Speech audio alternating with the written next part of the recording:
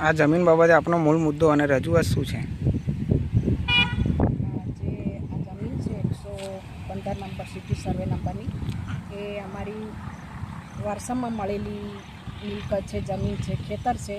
એમાં અમે 9 ભાગીદાર છીએ.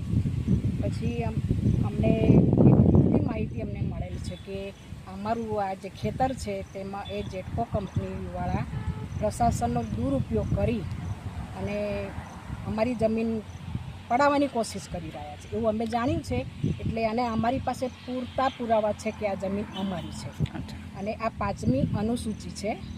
એમાં એ કોઈ કલેક્ટર કે કોઈ અને કેન્દ્ર સરકાર કે રાજ્ય સરકાર કોઈની 1 ઇંચ પણ જગ્યા નથી.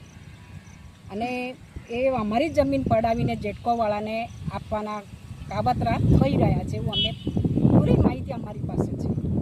તો એ બાબતે અમે વકીલને રોકી અને એમને પુરાવા આપી અને કલેક્ટરશ્રીને પણ લેખિતમાં નોટિસ આપેલી છે. એટલે આવી રીતે જો આવી રીતે ભણેલા ગણેલાની જમીન પડાવતા હોય તો દાહોદ જિલ્લામાં તો કેટલા ઓછું ભણેલા અને ગરીબ લોકોનું તો પછી આ જ ધંધો છે આ લોકોએ કે આ પોલીસવાળા કે આ બધા એજન્ટ તરીકે કામ કરે છે કંપનીઓના. એટલે અમે એક દાખલો બેસાડવા માંગીએ છીએ અને આ જમીન કોઈ પણ સંજોગોમાં અમે આપવા માંગતા સુપ્રીમમાં પણ અમે જઈશું અને મને સુપ્રીમ કોર્ટ કે તમામ મને એમના પર પૂરેપૂરો ભરોસો છે. અમને ન્યાય આપશે અને આવા અમારા જેવા ઘણા કિસ્સા છે એમને અમે દાખલો બેસાડવા માંગીએ છીએ. આપનું નામ? ડામોર શોભનાબેન ગલાભાઈ.